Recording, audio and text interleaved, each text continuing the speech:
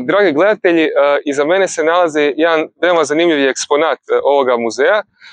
Naime, radi se o jednom klasiku hladnog rata sovjetske proizvodnje, točnije radi se o vozilu BRDM-2. Na ruskom je Bojeва razvjeditelno-dozorna mašina broj 2, to je borbena izviđačko-patrolni auto broj 2, to je druga varijanta, je jedan od najprepoznatljivijih sovjetskih oklopnih vozila na 4 kotača iz perioda hladnog rata i jedno vozilo koje je služilo kao osnova sovjetskih izviđačkih postrojbi, a i mnogo čemu i drugih postrojbi. BRDM-2 je bilo razvijeno početkom 1960. godina. Razvijeno iz prethodnog vozila BRDM-1 koje po svojim tehničkim karakteristikama i tadašnjim sposobnostima nije zadovoljavalo uvjete koje je pred njega stavila sovjetska armija. Na temelju BRDM-1 je razvijen BRDM-2 koji je nudio mnogobrojna poboljšanja u odnosu na svojega prethodnika. Naime, BRDM-2 je kao takav imao motor smješten pozadi, s čime je osigurao veću mogućnost preživljavanja vozila u borbenim uvjetima, ali također je kao novitet imao i kupolu, što njegov prethodnik nije imao, te je time u potpunosti štitio svoju posadu od protivničke vatre. BRDM-2 je lako oklopljeno vozilo, dakle on je relativno malih gabarita i male je debljine oklopa. Znači on je samo duljine oko 5 metara i visok je oko negdje 2,3 i širok isto toliko metara. Njegova je više bila misija za izviđačke namjene, te stoga kao takav morao biti dosta brz i agilan, a veliki oklop i težina i duljina vozila svakako tome ne bi pridonosili da je bio rađen kao veći. Dakle, on je također bio rađen u vremenu 1960. godina kada su tek protuoklopna sredstva bila u nekom značajnijem zamahu, tako da ove prve verzije nisu imale nikakav dodatni oklop na sebi, nego su imale ovako recimo golo tijelo, golu konstrukciju.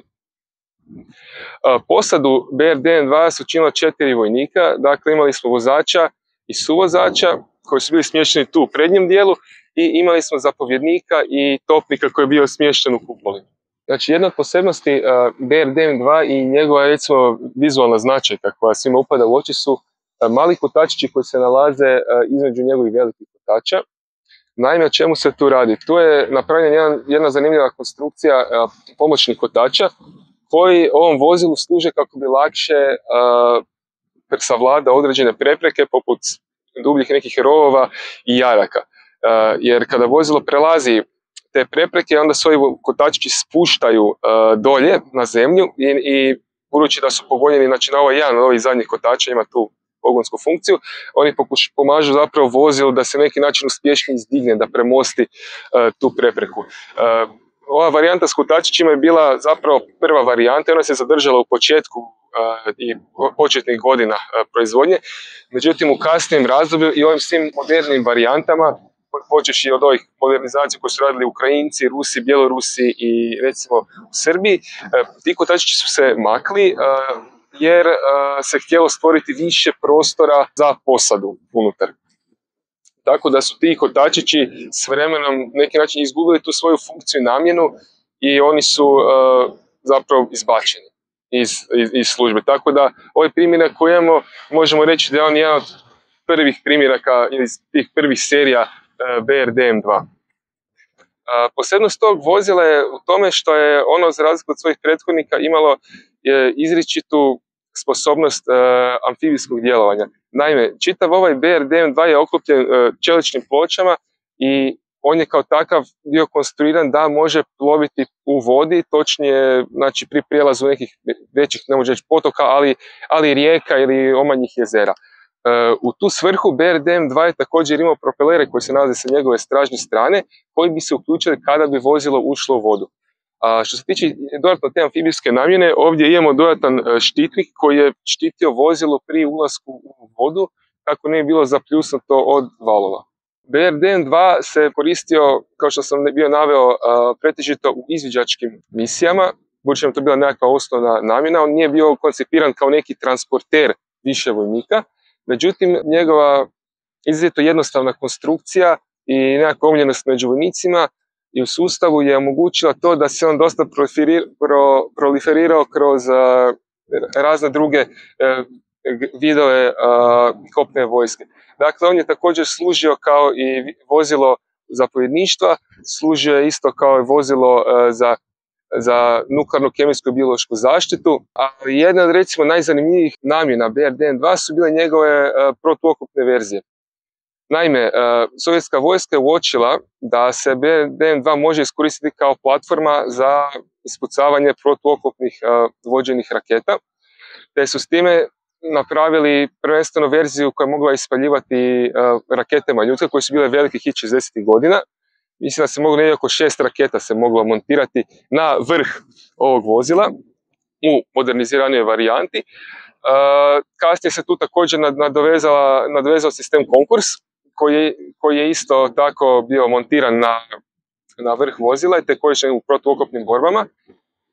A isto jedna od najzanimljivijih varijanti je po NATO klasifikaciji sa 9 Gaskin, a to je protuzračna varijanta BRDM-2, gdje su se protuzračne rakete, inače oni menpeci od strela, su se montirali na tijelo BRDM-2 i to vozilo je tada moglo biti korišteno kao mobilna protuzračna jedinica. Jedna od dodatnih posebnosti BRDM-2 su bila činjenica da je on bio jako uspješan izvozni proizvod Sovjetskog saveza. Tako da je on u više od 30 zemalja širom svijeta bio izvožen, znači korišten je bio u doslovno svim svjetskim sukobima toga perioda, od Afrike, znači borbe u Angoli gdje su prosocijalističke vlasti se bore protiv južnoafrikanaca, zatim imamo korištenje u Libiji, gdje je dosta bilo popularno to vozilo, u Iraku je bio korišten, a između svih ostalih zemalja došao je u posjed Jugoslavije, gdje je na naša područja se izvezlo oko 200-240 vozila. Tu je također bio u JNA korišten u svrhu izvidničkih misija i također u svrhu zapovjednog vozila unutar postrojbi. Što se tiče uporabe vozila BRDM-2 na području Hrvatske i ostatka Jugoslavije, od tih nekih 200-240 vozila sva su pronašla svoje mjesto u novonastalim republikama i vojskama. Što se tiče uporabe na teritoriju Hrvatske i Hrvatske kao takve, vozilo je korišteno najviše u postrojbama policije. Za vojne postrojbe ne postoje neka određena saznanja da se vozilo eksploatiralo, a vozilo u ovome muzeju je jedan zapravo trofejni ratni primjerak koji je bio zarobljen tokom operacije Oluja na području Petrove gore, te je poslije toga bilo doveženo ovdje u muzej i trenutno nam služi kao eksponat.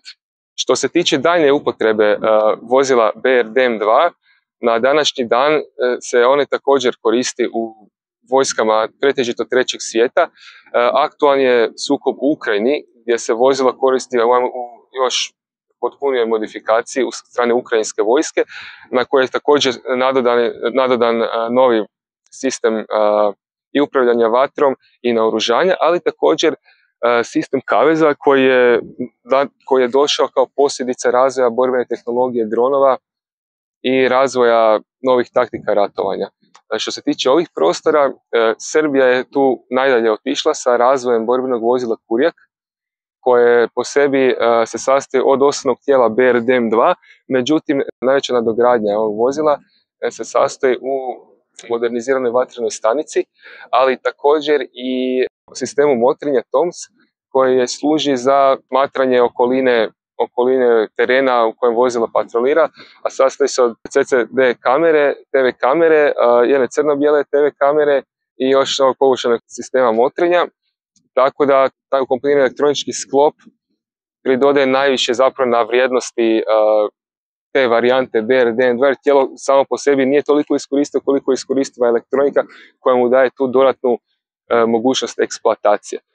Što se tiče ovog vozila, ono više nije u proizvodnji, proizvodilo se od negdje 62. 63. godine do 89. Znači krajem hladnog rata prestaje njegova proizvodnja, međutim ono što je danas još uvijek, znači preko 60 godina od početka njegove eksploatacije, što je zamjetno, to je da se on sve više zapravo modernizira i u svim raznim varijantama. Bjelorusi imaju svoju varijantu, Rusi imaju svoju varijantu, u Siriji i sirijska vojska isto napravila neku svoju varijantu Tako da ovo vozilo koje je bilo popularno među vojnicima i vojskama, još mu se nekako produžuju ipak sada ograničeni resursi koji se više i više ističu. Međutim, činjenica je ta koja je zanimljiva da se ovo vozilo uspjelo na neki način, kao i tank T-55, više od pola stoljeća poslije uvođenja u upotrebu održati u aktivnom sastavu vojske preko 40 zemalja svijeta.